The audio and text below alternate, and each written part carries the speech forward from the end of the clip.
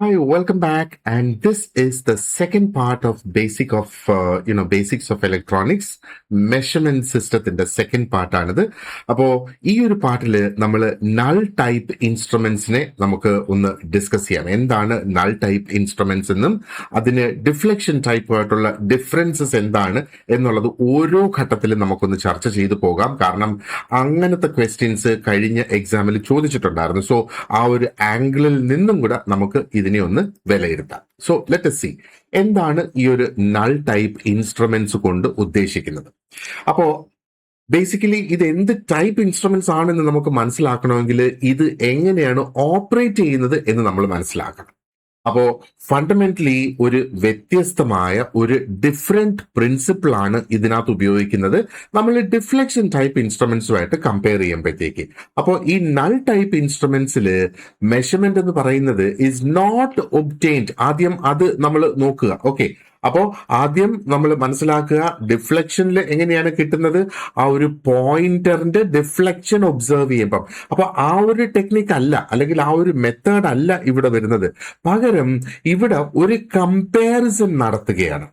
അപ്പൊ നമുക്ക് മെഷർ ചെയ്യേണ്ടതാണ് ആ ഒരു അൺനോൺ ക്വാണ്ടിറ്റി, അല്ലെ? ഒരു സിസ്റ്റത്തെ നമ്മൾ മെഷർ ചെയ്യുന്ന ആ ക്വാണ്ടിറ്റിയാണ് അൺനോൺ ക്വാണ്ടിറ്റി എന്ന് പറയുന്നത്.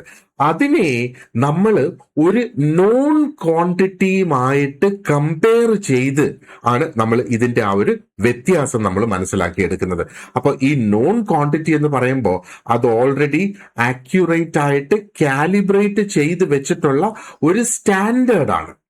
അപ്പോ ഈ ഒരു എന്താ പറയേണ്ടത് സിസ്റ്റം, നമ്മൾ ഈ ചെക്ക് ചെയ്യുന്ന സിസ്റ്റത്തിനെ ആ സ്റ്റാൻഡേർഡുമായിട്ട് നമുക്ക് തുല്യത വരുത്തണം. അതായത് ആ ഒരു സിസ്റ്റത്തിന്റെ എന്താ പറയേണ്ടത് ആ ഒരു മെഷർമെന്റും ആ ഒരു സ്റ്റാൻഡേർഡുമായിട്ടുള്ള ഡിഫറൻസ് സീറോ ആക്കണം. അപ്പോ അതിന് ചെയ്യേണ്ടതെന്ന് പറഞ്ഞാൽ ആ ഒരു എന്താ പറയേണ്ടത് ആ ഒരു അഡ്ജസ്റ്റ്മെന്റ് അവിടെ കൊണ്ടുവരും എന്നുള്ളതാണ്. ആ ഒരു സ്റ്റാൻഡേർഡ് വാല്യൂവിനെ അഡ്ജസ്റ്റ് ചെയ്യുന്ന അത് until it exactly balances with the unknown quantity. ആ ഒരു അൺനോൺ ക്വാണ്ടിറ്റി ആയിട്ടൊരു ബാലൻസ് അച്ചീവ് ചെയ്യുക എന്ന് പറഞ്ഞാൽ രണ്ടിന്റെയും ആ ഒരു അവസ്ഥ സെയിമിലേക്ക് എത്തിക്കുന്നു എന്നുള്ളതാണ്. അപ്പോ ഈ ഒരു ബാലൻസിങ് എന്ന് പറയുമ്പോഴത്തേക്ക് ഈ ഒരു പോയിന്റിൽ എന്താ നമ്മൾ കാണിക്കുന്നത്, ആ ഒരു ഇൻസ്ട്രുമെന്റ് അവിടെ ഇൻഡിക്കേറ്റ് ചെയ്യുന്നത് ഒരു നൾ അല്ലെങ്കിൽ ഒരു സീറോ ഡിഫറൻസ് എന്നുള്ളതാണ് ഈ രണ്ട് ക്വാണ്ടിറ്റീസ്. അപ്പോൾ അൺനോൺ ക്വാണ്ടിറ്റിയും ആ ഒരു ആ ഒരു സ്റ്റാൻഡേർഡ് വാല്യൂവും സെയിം ആക്കി എടുക്കുന്നത്. അപ്പൊ രണ്ടിന്റെ ഡിഫറൻസ് അവിടെ സീറോ ആയിട്ട് വരുന്നു എന്നുള്ളതാണ്.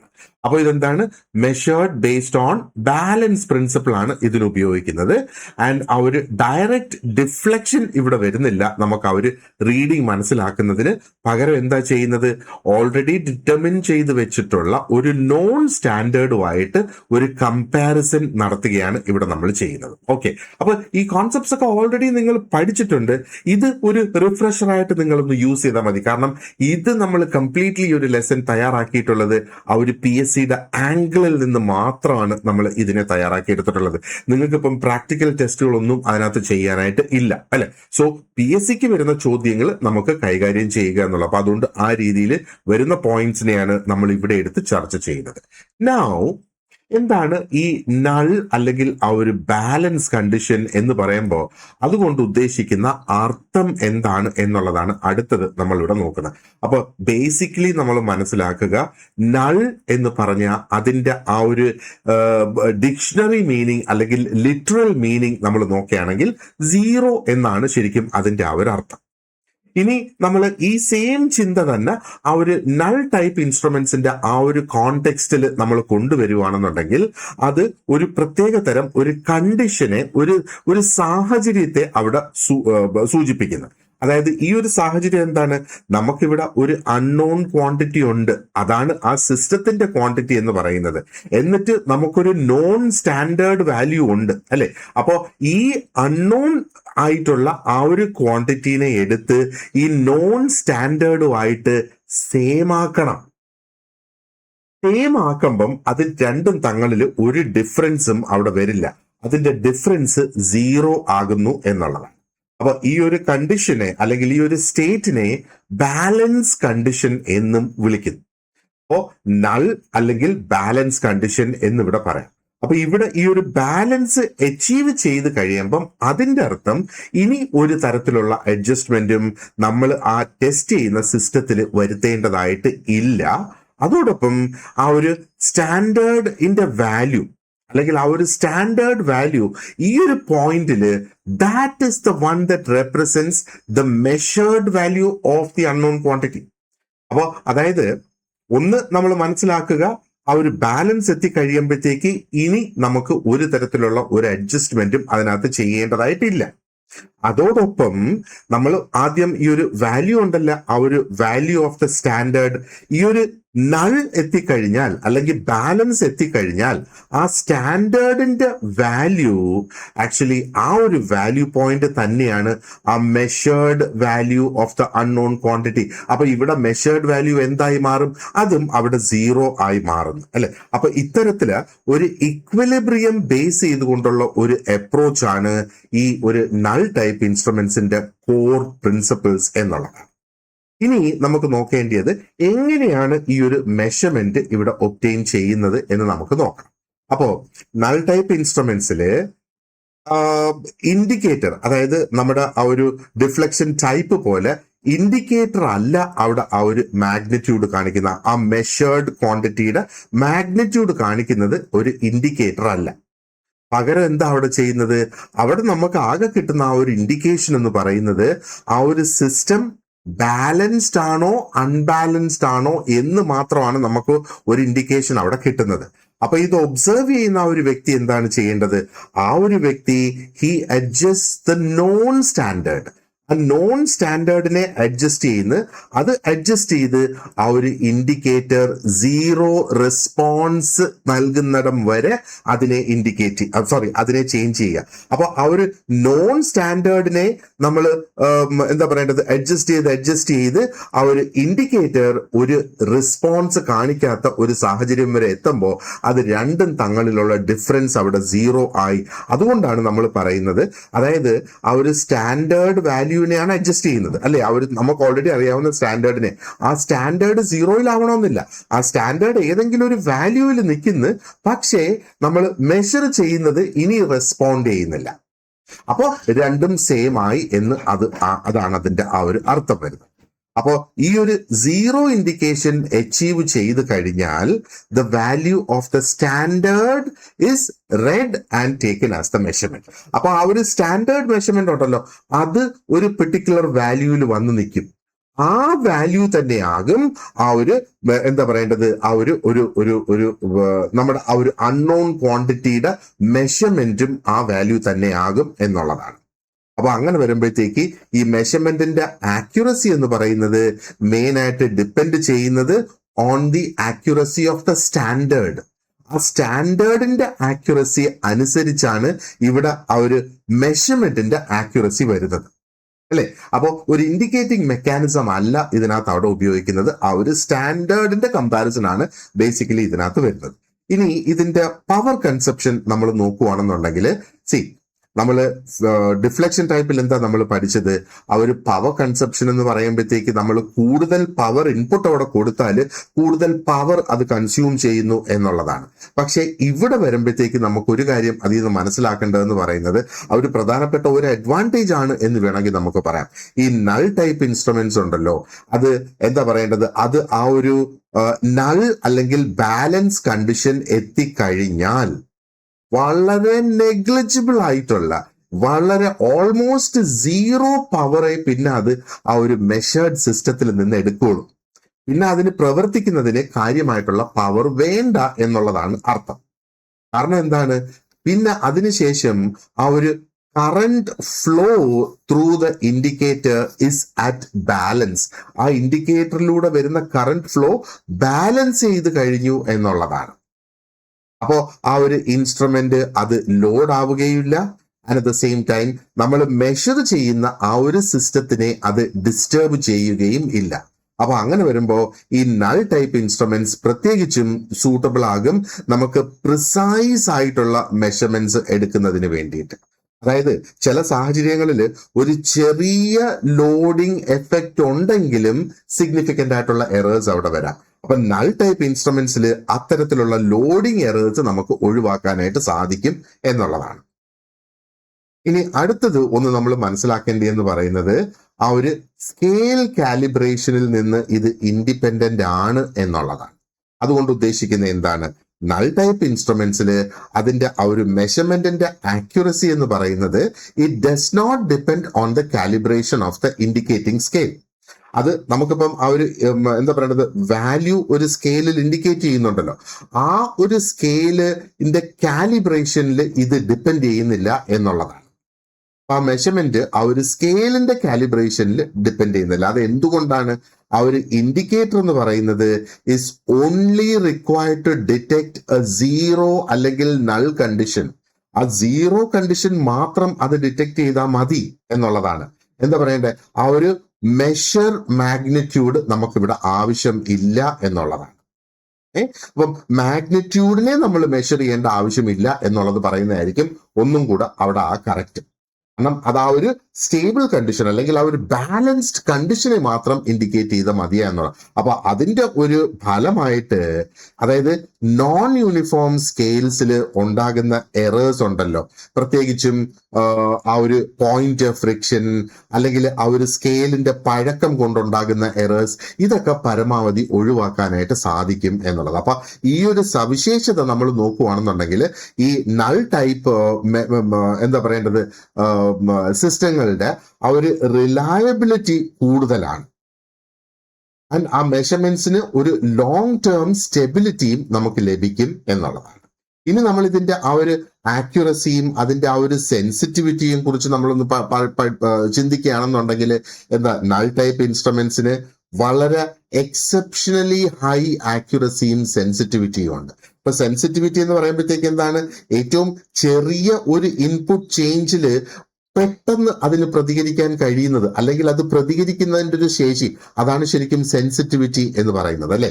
അപ്പോ ഒരു ചെറിയ ഒരു ഡിഫറൻസ് അവിടെ ഉണ്ടായാൽ തന്നെ മതി ആ ഒരു അൺനോൺ ക്വാണ്ടിറ്റിയും ആ സ്റ്റാൻഡേർഡുമായിട്ട് ഒരു ചെറിയ ഡിഫറൻസ് ഉണ്ടെങ്കിൽ പോലും ഇത് ആ ഒരു നൾ കണ്ടീഷൻ അല്ലെങ്കിൽ ബാലൻസ് കണ്ടീഷനിൽ എത്തില്ല.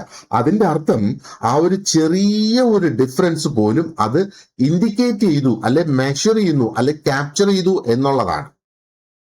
അപ്പോ ഇത് ഒരു നമുക്കറിയാം, ഇത് കമ്പാരിസൺ മെത്തേഡിലാണ് ഇത് കംപ്ലീറ്റ് ആയിട്ട് ഡിപ്പെൻഡ് ചെയ്യുന്ന അല്ലെങ്കിൽ റിലൈ ചെയ്യുന്നത്, അല്ലെ? ഡയറക്റ്റ് മെഷർമെന്റിലല്ല. ഡിഫ്ലക്ഷൻ ടൈപ്പ് ഡയറക്റ്റ് മെഷർമെന്റിലാണ് അത് ഡിപ്പെൻഡ് ചെയ്യുന്നത്. അപ്പോ ഇവിടെ അത് ആ ഒരു കമ്പാരിസൺ മെത്തേഡിൽ ഡിപ്പെൻഡ് ചെയ്യുന്നത് കൊണ്ട് കൃത്യമായിട്ടുള്ള റിസൾട്ടുകൾ അച്ചീവ് ചെയ്യാം എന്നുള്ളതാണ് അതിന്റെ മറ്റൊരു സവിശേഷത. അപ്പൊ ഇതുകൊണ്ട് തന്നെയാണ് ഈ നൾ ഇൻസ്ട്രുമെന്റ്സ് വളരെ കോമൺ ആയിട്ട് ഒരു റെഫറൻസ് ഇൻസ്ട്രുമെന്റ് ആയിട്ട് പ്രത്യേകിച്ചും കാലിബ്രേഷൻ നടത്തുന്ന ലാബ്സിൽ ഉപയോഗിക്കുന്നത്. ഓക്കെ, ഇനി എന്തൊക്കെയാണ് ഈ നൾ ടൈപ്പ് ഇൻസ്ട്രുമെന്റ്സ് എന്ന് പറയുമ്പോഴത്തേക്ക് പൊതുവെ നമുക്ക് കാണാവുന്ന അല്ലെ കോമൺ ആയിട്ടുള്ള നൾ ടൈപ്പ് ഇൻസ്ട്രുമെന്റ്സ് എന്ന് പറയുമ്പോഴത്തേക്ക് പൊട്ടൻഷ്യോമീറ്റേഴ്സ് അവിടെ വരും, വീറ്റ് സ്റ്റോൺ ബ്രിഡ്ജസ് അതിനകത്ത് വരും, ആൻഡ് മറ്റ് അനേകം ഇലക്ട്രിക്കൽ അല്ലെങ്കിൽ ബ്രിഡ്ജ് ബേസ്ഡ് ആയിട്ടുള്ള ഇലക്ട്രിക്കൽ ആ ഒരു മെഷറിംഗ് സിസ്റ്റംസും അവിടെ വരും. ഇപ്പൊ പൊട്ടൻഷ്യോമീറ്ററിൽ നമ്മൾ നോക്കുകയാണെന്നുണ്ടെങ്കിൽ ആ ഒരു വോൾട്ടേജ് ആണ് അവിടെ മെഷർ ചെയ്യുന്നത്, അല്ലേ? അപ്പൊ ഇവിടെ ആ ഒരു വോൾട്ടേജിന്റെ മെഷർമെന്റ് നടക്കുന്നത് എങ്ങനെയാണ്? വീണ്ടും ആ ഒരു ബാലൻസിങ് ആക്ടിലൂടെയാണ്. ഒരു നോൺ റെഫറൻസ് വോൾട്ടേജുമായിട്ട് അതിനെ ബാലൻസ് ചെയ്ത് കൊണ്ടുവന്നിട്ടാണ് ആ ഒരു പൊട്ടൻഷ്യോമീറ്റർ അത് പ്രവർത്തിക്കുന്നത്, അല്ലേ? വീറ്റ് സ്റ്റോൺ ബ്രിഡ്ജ് നമ്മൾ നോക്കുകയാണെന്നുണ്ടെങ്കിലോ അവിടെ റെസിസ്റ്റൻസ് ആണ് മെഷർ ചെയ്യുന്നത്. ആൻഡ് ഈ റെസിസ്റ്റൻസ് മെഷർ ചെയ്യുന്നത് എങ്ങനെയാണ്? By achieving balance between known and unknown resistances. ആ ഒരു നോൺ റെസിസ്റ്റൻസ്, അതാണ് സ്റ്റാൻഡേർഡ് റെസിസ്റ്റൻസ് എന്ന് പറയുന്നത്. അതും ആ ഒരു അൺനോൺ റെസിസ്റ്റൻസുമായിട്ടുള്ള ആ ഒരു എന്താ പറയേണ്ടത് റെസിസ്റ്റൻസ് അവിടെ മെഷർ ചെയ്യുന്നത് ആ ഒരു ബാലൻസ് അച്ചീവ് ചെയ്യുന്നതിലൂടെയാണ്.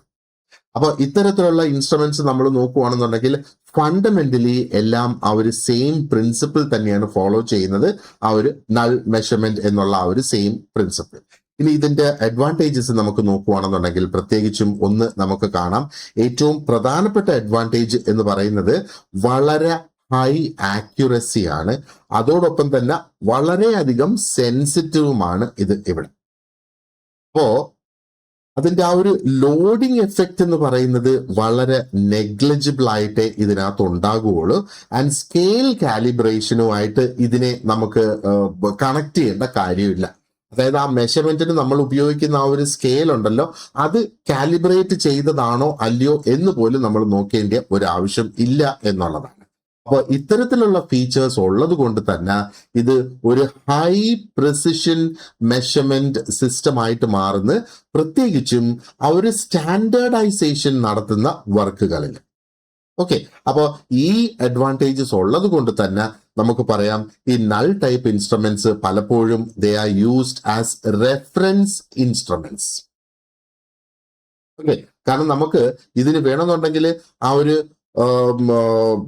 മറ്റ് മെഷറിംഗ് സിസ്റ്റംസിനെ പലപ്പോഴും കാലിബ്രേറ്റ് ചെയ്യുമ്പോൾ, അപ്പൊ കാലിബ്രേറ്റ് ചെയ്യുക എന്ന് പറഞ്ഞാൽ അതിനെ ആ ഒരു സ്റ്റാൻഡേർഡ് വാല്യൂവിൽ എത്തിക്കുക എന്നുള്ളതാണ് അല്ലെ. ആ കാലിബ്രേറ്റ് ചെയ്യുമ്പം ഈ നൾ ടൈപ്പ് ഇൻസ്ട്രുമെന്റിനെ ഒരു റെഫറൻസ് ഇൻസ്ട്രുമെന്റ് ആയിട്ട് അവിടെ ഉപയോഗിക്കാം. എപ്പോഴും അത് തന്നെയാണല്ലോ ചെയ്യുന്നത്. ഈ നൾ ടൈപ്പ് ഇൻസ്ട്രുമെന്റിന്റെ ആ ഒരു റീഡിംഗ് അഡ്ജസ്റ്റ് ചെയ്ത് അതിനെ ഒരു സീറോയിൽ എത്തിക്കുക. അതിനെ സീറോയിൽ എത്തിക്കുമ്പോഴത്തേക്ക്, അല്ലെങ്കിൽ ഇത് രണ്ടും തങ്ങളിലുള്ള ഡിഫറൻസിനെ സീറോ ആക്കി മാറ്റുക. അപ്പോഴല്ലേ അവിടെ ആ ഒരു ബാലൻസ്ഡ് സ്റ്റേജ് അവിടെ അച്ചീവ് ചെയ്യുന്നത്. അപ്പം ഇത്രയധികം അഡ്വാൻറ്റേജസ് ഉണ്ടെങ്കിലും ഇതിന് ചില ഡിസ്അഡ്വാൻറ്റേജസും ഇതിനുണ്ട്. ഈ നൾ ടൈപ്പ് ഇൻസ്ട്രുമെന്റ്സിന്റെ ചില ലിമിറ്റേഷനിൽ പെടുന്ന ഒന്ന് നമ്മൾ പറയുവാണെങ്കിൽ, ഈ ഒരു മെഷറിംഗ് പ്രോസസ് എന്ന് പറയുന്നത് വളരെ സ്ലോ ആണ്. കാരണം ഇവിടെ ആ ഒരു സ്റ്റാൻഡേർഡ് വാല്യൂവിനെ അഡ്ജസ്റ്റ് ചെയ്തുകൊണ്ടേയിരിക്കണം അല്ലെ. ആ ഒരു ബാലൻസ് എത്തുന്നിടം വരെ അതിനെ അഡ്ജസ്റ്റ് ചെയ്യണം. ഒരു തരത്തിലുള്ള ഒരു ട്രയൽ ആൻഡ് എറർ മെത്തേഡ് എന്ന് പറയാം. അപ്പൊ ട്രയൽ ആൻഡ് എറർ മെത്തേഡ് നമ്മൾ ഫോളോ ചെയ്യുമ്പോൾ, അല്ലെങ്കിൽ ആ ഒരു ബാലൻസിങ് നമ്മൾ നടത്തിക്കൊണ്ടിരിക്കുമ്പോൾ അത് ഒരു സ്വല്പം ടൈം കൺസ്യൂമിങ് ആയിട്ട് വരാം. അപ്പൊ അതുകൊണ്ട് ജനറലി സ്ലോ ആണ് ഇതിന്റെ ഒരു പ്രോസസ്സ്. ആൻഡ് ഈ നൾ ടൈപ്പ് ഇൻസ്ട്രുമെന്റ്സ് കമ്പാരിറ്റീവ്ലി കുറെ കൂടെ കോംപ്ലക്സ് ആണ് അതിന്റെ ആ ഒരു നിർമ്മാണത്തിൽ, അല്ലെ അത് നിർമ്മിച്ചിരിക്കുന്നതിൽ. അപ്പോ അത് കോംപ്ലക്സ് ആയതുകൊണ്ട് തന്നെ എന്താ പറയേണ്ടത്, ഇതിനെ പ്രവർത്തിപ്പിക്കുന്നതിന് അല്ലെങ്കിൽ ഓപ്പറേറ്റ് ചെയ്യുന്നതിന് ട്രെയിൻഡ് ആയിട്ടുള്ള വ്യക്തികൾ ഉണ്ടെങ്കിലേ ഇതിനെ നമുക്ക് പ്രവർത്തിപ്പിക്കാനായിട്ട് സാധിക്കുകയുള്ളൂ. എങ്കിൽ മാത്രമേ അക്യുറേറ്റ് ആയിട്ടുള്ള റിസൾട്ട് നമുക്ക് അച്ചീവ് ചെയ്യാനായിട്ട് കഴിയുള്ളൂ. ഈ ഫാക്ടേഴ്സ് നമ്മൾ നോക്കുകയാണെന്നുണ്ടെങ്കിൽ ഈ നൾ ടൈപ്പ് ഇൻസ്ട്രുമെന്റ്സിന്റെ ഉപയോഗം വളരെ ക്വിക്കായിട്ട് ഉപയോഗിക്കുന്ന ആ ഒരു സാഹചര്യത്തിൽ എന്താ പറയേണ്ടത്, നമുക്ക് ഇത് ഉപയോഗിക്കാനായിട്ട് പറ്റില്ല. അവിടെ ഡിഫ്ലക്ഷൻ തന്നെ നമ്മൾ ഉപയോഗിക്കണം. അതേപോലെ റുട്ടീൻ ആയിട്ടുള്ള ചെക്കിങ്ങിനും നമുക്ക് നൾ ടൈപ്പ് ഉപയോഗിക്കാം, പക്ഷെ ഉപയോഗിച്ചാൽ അതിന് സമയം കൂടുതൽ എടുക്കും. അപ്പോഴവിടെ ഡിഫ്ലക്ഷൻ ടൈപ്പ് ഉപയോഗിക്കാം. ഇനി അതുമല്ലെങ്കിൽ ഫീൽഡ് മെഷർമെന്റ്സ് നടത്തുന്നതിന് വേണ്ടിയിട്ടും എന്താ പറയേണ്ടത്, ഡിഫ്ലക്ഷൻ ആണ് ഇതിനേക്കാളും ബെറ്റർ എന്ന് വേണമെങ്കിൽ നമുക്ക് പറയാം. ഇനി ഈ ഒരു നൾ ടൈപ്പ് ഇൻസ്ട്രുമെന്റ്സിന്റെ ആപ്ലിക്കേഷൻ, അതിന്റെ ഉപയോഗം എന്ന് പറയുന്നതും വളരെ വലുത് തന്നെയാണ്. അപ്പോ ഈ ഒരു ഹൈ ആക്യുറസിയും റിലയബിലിറ്റി നമുക്ക് ഡിപ്പെൻഡ് ചെയ്യാൻ പറ്റുന്ന തരത്തിലുള്ള സിസ്റ്റംസ് ആയതുകൊണ്ട് പ്രധാനമായിട്ടും ഇത് ലാബോറട്ടറീസിൽ ഉപയോഗിക്കുന്ന, കാലിബ്രേഷൻ സെന്റേഴ്സിൽ ഇത് ഉപയോഗിക്കുന്നുണ്ട്, ആൻഡ് സ്റ്റാൻഡേർഡൈസേഷൻ നടത്തുന്ന സെന്റേഴ്സിലും ഇത് ഉപയോഗിക്കുന്നു എന്നുള്ളതാണ്. അപ്പോൾ വളരെ റെയർ ആയിട്ടേ ഇത് ആ ഒരു റുട്ടീൻ ആയിട്ടുള്ള ഇൻഡസ്ട്രിയൽ മെഷർമെന്റ്സിൽ ഇത് ഉപയോഗിക്കാറുള്ളൂ. കാരണം ഇൻഡസ്ട്രിയൽ മെഷർമെന്റ്സ് അല്ലെങ്കിൽ ഇൻഡസ്ട്രീസിൽ എന്ന് പറയുമ്പോഴത്തേക്ക് ഒന്ന് സ്പീഡ് വേണം, അതേപോലെ അത് സിമ്പിൾ ആയിരിക്കണം. എക്സ്ട്രീം ആയിട്ടുള്ള ആക്യുറസി ഇൻഡസ്ട്രീസിൽ ആവശ്യമായിട്ടില്ല അല്ലേ. ഓക്കെ, അപ്പോ ദീസ് ഓൾസോ ആക്ട് ആസ് അല്ലെങ്കിൽ സെർവ് ആസ് ബെഞ്ച് മാർക്സ്. ഒന്ന് നമുക്ക് ആ ഒരു മെഷറിംഗ് ഇൻസ്ട്രുമെന്റ്സിനെ തന്നെ വെരിഫൈ ചെയ്യുന്നതിനും കാലിബ്രേറ്റ് ചെയ്യുന്നതിനുമുള്ള ഒരു സ്റ്റാൻഡേർഡ് വാല്യൂ അല്ലെങ്കിൽ ബെഞ്ച് മാർക്കായിട്ട് നമുക്കിതിനെ ഉപയോഗിക്കാം എന്നുള്ളതും നമ്മൾ ഇവിടെ ഒന്ന് മനസ്സിലാക്കുക. ഓക്കെ, അപ്പോ ഏകദേശം നമ്മൾ നൾ ടൈപ്പ് ഇൻസ്ട്രുമെന്റ്സ് കംപ്ലീറ്റ് ആയിട്ടൊന്ന് നോക്കിയിട്ടുണ്ട്. ഇനി എന്താണ് ഇത് നമ്മൾ ഡിഫ്ലക്ഷനുമായിട്ട് കമ്പയർ ചെയ്യുമ്പോൾ പ്രത്യേകിച്ച് നമ്മൾ നോക്കേണ്ട ഒരു സംഗതി എന്ന് പറയുന്നത്, അതായത് നൾ ടൈപ്പ് ഇൻസ്ട്രുമെന്റ്സിന് ഒരു ഡിഫറൻസ് ഉണ്ടല്ലേ ഡിഫ്ലക്ഷൻ ടൈപ്പ് ഇൻസ്ട്രുമെന്റ്സിൽ നിന്നും.